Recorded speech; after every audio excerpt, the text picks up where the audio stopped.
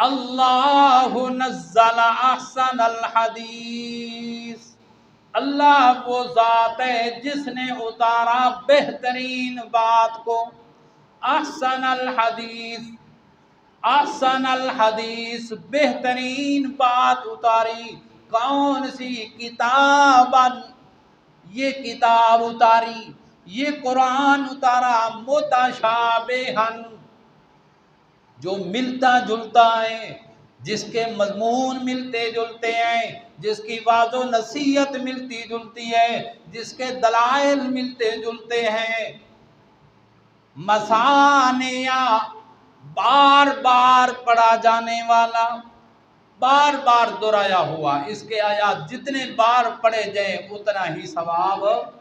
بڑھتا جاتا ہے۔ تقشعر منہ جلود الذین یخشون ربہم، تقشعر منہ، جب یہ قرآن پڑھا جائے، سنا جائے یا سنایا جائے تو اللہ کریم فرماتے ہیں جو لوگ اللہ سے ڈرنے والے ہیں ان کے جسم پر رونگٹے کھڑے ہو جاتے ہیں، اللہ کے خوف کی وجہ سے، اللہ کے ڈر کی وجہ سے، ان کے دل کے اندر تقوی ہونے کی وجہ سے جب وہ قرآن سنتے ہیں تو رونگٹے کھڑے ہو جاتے ہیں، خوف طاری ہو جاتا ہے۔ پھر ثم تلین جلودہم وقلوبہم، پھر رونگٹے کھڑے ہو جانے کے بعد، خوف آ جانے کے بعد، اللہ کا ڈر آ جانے کے بعد، پھر ان کے دل بھی، ان کے جسم بھی نرم پڑ جاتے ہیں، پھر ان کا جسم نرم ہو جاتا ہے، ان کے دل نرم ہو جاتے ہیں، الی ذکر اللہ، پھر اللہ کے ذکر کی طرف لگ جاتے ہیں۔ تو یہ ہے ایمان والوں کے اوصاف۔ ایمان والا، اللہ کا خوف رکھنے والا، وہ جب احسن الحدیث قرآن کو سنتا ہے تو اس کو روکتے کھڑے ہو جاتے ہیں۔ جس کے ایمان کے اندر شک ہو، جس کے دل کے اندر ایمان کامل نہ ہو، اس کا حال کیا ہوتا ہے جب قرآن مجید پڑھا جائے، جب اللہ کی وحدانیت بیان کی جائے تو اللہ کریم فرماتے ہیں وَإِذَا ذُكِرَ اللَّهُ وَحْدَهُ اشْمَأَزَّتْ قُلُوبُ الَّذِينَ لَا يُؤْمِنُونَ بِالْآخِرَةِ، جو لوگ آخرت کے ساتھ ایمان نہیں رکھتے، اللہ کے ساتھ کامل ایمان نہیں، دعویٰ تو ہے لیکن ان کا حال یہ ہوتا ہے اِذَا ذُكِرَ اللَّهُ وَحْدَهُ، جب اکیلے اللہ کا ذکر کیا جائے، اشمعزت قلوب الذین لا یؤمنون بالآخرہ، تو ان لوگوں کا حال کیا ہو جاتا ہے؟ ان کے دل متنفر ہو جاتے ہیں، اشمعزت، متنفر ہو جاتا ہے، دل سنگین ہو جاتا ہے، سخت ہو جاتا ہے، اس کے آثار پھر چہرے پر آ جاتے ہیں، ماتھے پر لکیریں آ جاتی ہیں اور آثار اس کے ناپسندیدگی کے ظاہر ہونے لگتے ہیں جب اللہ کا اکیلے ذکر کیا جائے۔ اور اللہ کریم فرماتے ہیں اذا ذکر الذین من دونہ، جب اللہ کے ساتھ دوسروں کا بھی ذکر کیا جائے، بھائی اللہ عالم الغیب ہے، اللہ سب کچھ کرنے والا ہے، اللہ خالق ہے، مالک ہے، لیکن حضرت سے بھی کچھ نہ کچھ کر سکتے ہیں، ان ولیوں بزرگوں کو بھی کچھ اختیارات اللہ نے دے رکھے ہیں، یہ بھی مشکل کشائی کر سکتے ہیں، تو پھر اللہ کریم نے پھر ان کا حال اذا ہم یستبشرون، خوش ہو جائے، ماشاء سبحان اللہ سبحان اللہ، پھر ان کے آوازیں بھی بلند ہوتی ہیں، خوشی بھی ہوتی ہے جب اللہ کے ساتھ دوسروں کا ذکر کیا جائے۔ تو قرآن سے کس کا دل خوش ہوتا ہے؟ ایمان والوں کا،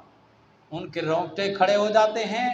دل و قلوب ان کے نرم ہو جاتے ہیں، جسم نرم ہو جاتے ہیں اور رب کی طرف متوجہ ہو جاتے ہیں۔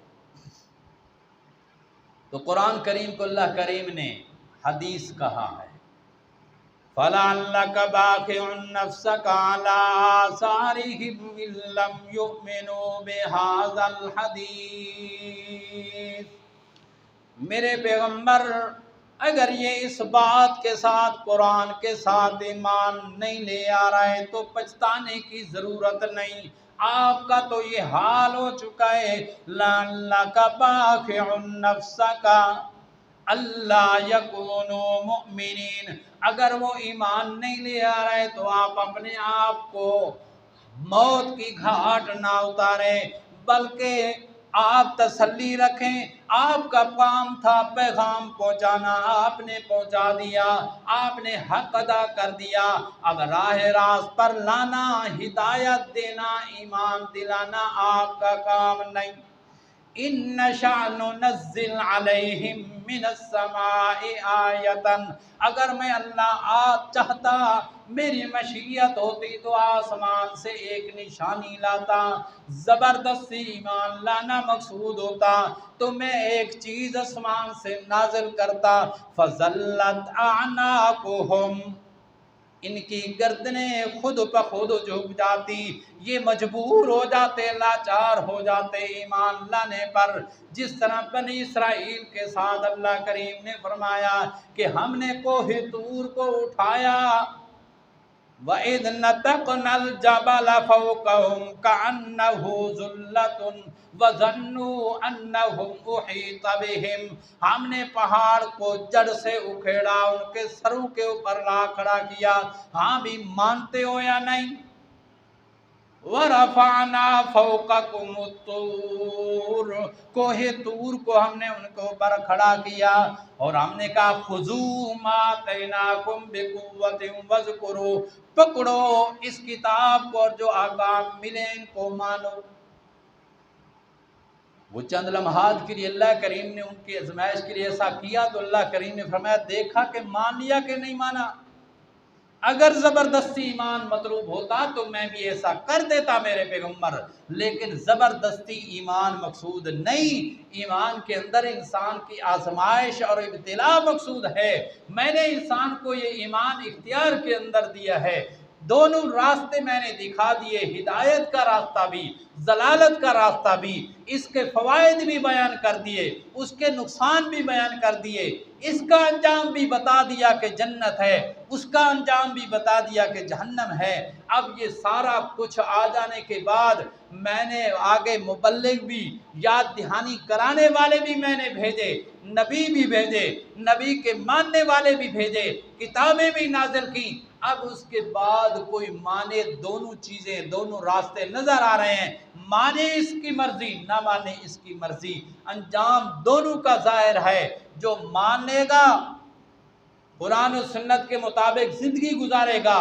اس کی یہ دنیا بھی سنور جائے گی اور یہی دنیا اس کی آخرت کی کامیابی کا بھی سبب ہوگی، اور جس نے نہ مانا اس دنیا کے اندر بے شک وہ باغ و بہار رہے، بے شک وہ محلات اور کائنات کا مالک بنا رہے، لیکن اخروی زندگی میں نے ہمیشہ ہمیشہ کے لیے اس کی برباد کر دی۔ ان نشاء ننزل علیہم من السماء آیۃ فظلت اعناقهم لها خاضعین وما تأتیہم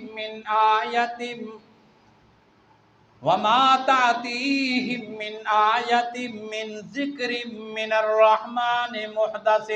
الا كانوا عنہ معرضین۔ میرے پیغمبر ان کا حال تو یہ ہے، جب بھی کوئی نئی آیات آئی ہیں، جب بھی قرآن و حدیث کا کوئی نیا حصہ ان کے پاس آیا ہے تو یہ اس سے اعراض کر جاتے ہیں۔ پہلے کہتے ہیں مانیں گے، ہمیں اس کے جواب مل جائیں، یہ مطالبات حل ہو جائیں، ماننے کے لیے تیار ہیں، لیکن جب کوئی نئی آیت آ جائے تو وہ اس سے اعراض ہی کرتے رہتے ہیں۔ تو میرے پیغمبر ان کے ایمان نہ لانے کے اوپر آپ پریشان نہ ہوں، آپ نے گھبرانا نہیں، آپ کے ان کے پیچھے اپنے آپ کو گلا نہ دبائیں، ہلاکت میں نہ ڈالیں، بلکہ آپ اطمینان رکھیں۔ فَقَدْ كَذَّبُوا فَسَيَأْتِيهِمْ أَنبَاءُ مَا كَانُوا بِهِ يَسْتَهْزِئُونَ، یہ اگر اس طرح جھٹلاتے رہے اور ایمان سے دوری اختیار کرتے رہے تو اللہ کریم نے فرمایا ان قریب حقیقت ان کے سامنے آ جائے گی۔ अनकरीब इनको पता चल जाएगा, या तो दुनिया के अंदर अपनी जिल्लत और ख्वारी का पता चल जाएगा, और अगर दुनिया में बच गए तो फिर आखिरत तो इनके लिए